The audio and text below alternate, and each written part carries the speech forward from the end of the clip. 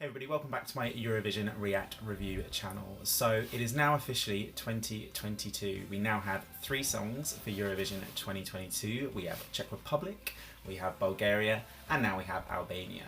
So I'm thinking there's going to be a few days gap between the kind of next announcement or kind of the next big thing for Eurovision 2022. So as luck has it, this morning I noticed that the Eurovision Instagram page had been posting awards of Eurovision 2021. Now for me, Eurovision 2021 was amazing. After obviously the cancellation of Eurovision 2020, I think we were all just kind of craving for Eurovision. So the quality of the songs were insane, and moreover, it was just great to have Eurovision back. So to finish off the year of 2021 and going into 2022, I thought it would be quite nice just to have a look at these awards and see the nominations. So the first award, Best Vocals, swipe left for the nominees. So we have Gjon's Tears from Switzerland, OBS, Destiny from Malta, Anxhela from Albania, Eden from Israel, and the Black Mamba for Portugal. This is a really tough one. Eurovision 2021 had some amazing vocals. All of these singers are amazing, but if I'm thinking about the vocal on the night that wowed me, obviously I know Eden hit that note, which was insane, and Destiny was just flawless for a girl of her age. Probably gonna go for Gjon's Tears, because his vocals were just insane that night.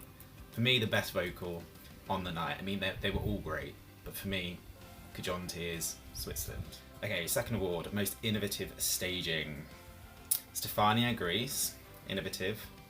Elena, Cyprus. I mean, staging? I know the choreo, they rehearsed that to death. It was polished in that sense. Gjon's Tears, I quite liked the fact that rather than him just standing there belting out power ballad, they had those staging elements and he worked with that staging. Sometimes it was a little distracting. Barbara, France, I mean, we're always quite nervous when France basically does the staging for their entry, because sometimes it can be a big miss. It was simple, it was elegant. I wouldn't say it was innovative.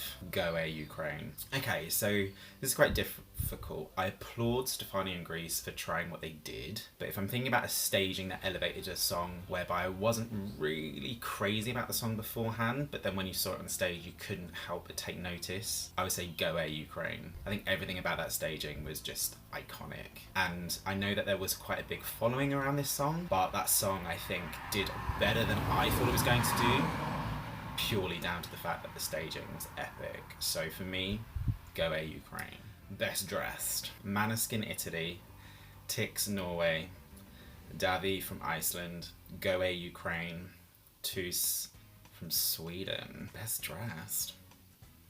How have they narrowed this down? Okay, so clothing to add to the package on the stage in regards to the visuals, in regards to the song. I think Måneskin, right? I think they were best dressed. I actually quite liked what they were wearing. Am I happy with Måneskin for that one? I mean, I'm tempted to go with Go again. No, I've done Go. I'm going to go Måneskin, Italy. Right, best spokesperson. Olaf from Iceland, Epic Sax Guy from Moldova, Joel from Australia, Barbara from Germany. Some of this is flooding black to me now. Corolla from Sweden. In all seriousness, I think it has to go to Olaf, right, from Iceland. Although I do like Joel from Australia. I do like Barbara from Germany. No, Olaf, right? Olaf. Best non-qualifier. Denmark, Croatia, Australia, Poland, Czech Republic. Okay, it would be a toss-up between Denmark and Croatia for me, but I think the song that deserved to qualify, although it was a bloodbath, Albania, Croatia, right? Out of those 5, that was the one that was the most hard done by. Yeah, Albania, Croatia. Best choreo, this is going to be interesting.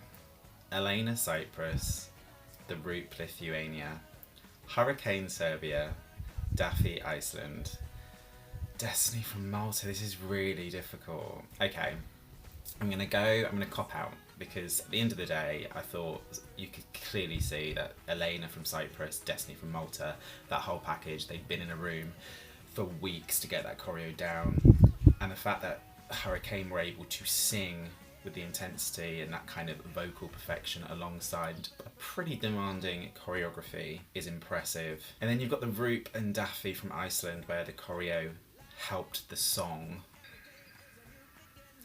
Okay, I'm going to narrow it down to two. I'm going to narrow it down to the Roop from Lithuania. Is in clever choreo to make the song more memorable than it was, and the fact that it started the final and did well. And Hurricane, just respecting the choreo alongside the vocals. Okay, I'm going to go with the Roop from Lithuania, based purely on choreo elevating a song. So yeah, best hairstyle.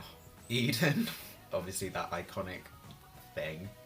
Hurricane, Blas, Django from Netherlands, Elena from Cyprus. Was there anything impressive about Elena from Cyprus? It was just that kind of wet look, right? I mean, Django just has amazing hair anyway. And Blas, again, I have proper hair envy with his hair. It's got to go down to Eden, Hurricane, right? I'm going to give it to Hurricane, purely because I know that the amount of extensions they had in their hair, apparently it was very, very, very, very heavy. So for that alone, I'm going to give it to Hurricane Serbia. Okay. Most iconic prop. Please don't be the United Kingdom, because that wasn't iconic. The trumpet was a fail. Manizha from Russia. Blas, that moon. How is that iconic? Daffy from Iceland with the circular keyboard, fine. James Newman, United Kingdom. It's not iconic. It was tragic.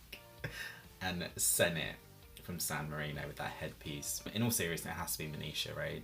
I think a lot of people were writing Russia off and actually was putting Russia down as a non-qualifier, but after that first rehearsal I just remember a lot of buzz, and part and parcel is to do with the Russian doll prop, which just naturally entices you into that song. I'm going to go with Manizha, Russia. Just best official video. Natalia Kordienko from Moldova, Goe from Ukraine, Maneskin from Italy, Daffy from Iceland, Jendrik from Germany. Okay, so the video that people were talking about was Natalia, right, from Moldova. I think Maneskin's video was good. Goe's video was good. I mean, Daffy's video, they are all good videos. But I think the one probably didn't do her any favours though. That's the thing. I'm going to give it to Natalia, Moldova, because of the video being iconic, people were just let down with the staging, right? So for that alone, that video kind of sticks out in people's heads, and I think it will stick out in people's heads for years to come. I think the other ones aren't going to be as memorable, but Eurovision fans are not going to forget that Natalia video. And like I said, I think it was her downfall. With Eurovision fans, certainly after her first rehearsal, when we were like, where's the ice cream cones, Natalia? Where'd you leave those? Moment of the year. 4 nil points in a row. James reacting to his nil point. Okay, Rock and Roll Never Dies. Daffy still competes. Oh, Flow Rider.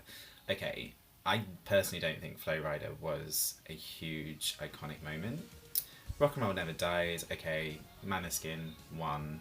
And yes, obviously, the winning speech was great. It's got to be these three, right? 4 nil points. James reacting to it like a legend, like a true British legend. Stiff upper lip. And Daffy still competing. Okay, what is it?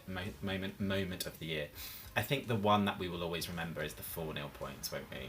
Like, Daffy competing was amazing, and he was so lucky that he was able to get a good recording that actually, if people weren't concentrating on the night, which I know some of my friends weren't, I don't think they even noticed that it wasn't part of the show that night, that it was just a pre-recorded performance. James reacted to his nil points. I mean, it's the best reaction. No, I think the one where I was like, I think most people like, was the fact of 4 nil points. Yeah, and that's the one that we're going to remember for years to come, right? Right, that seems to be it. So that was quite enjoyable, going back to Eurovision 2021. We're now fully fledged into Eurovision 2022, and Eurovision 2021 was amazing, and Eurovision 2022 has a lot to live up to. It was a fantastic year, quality songs, quality performances, iconic moments that we'll never forget. That was a great way to start 2022, by remembering the amazing event that was Eurovision 2021. So there, those are my thoughts. Please let me know what you think. Please let me know what you awarded and to who in the comments below. If you haven't done so already, please do subscribe. Please do support my channel. Please do click the notification button so you are notified if and when I do post videos on my channel. And yeah, until next time, stay safe.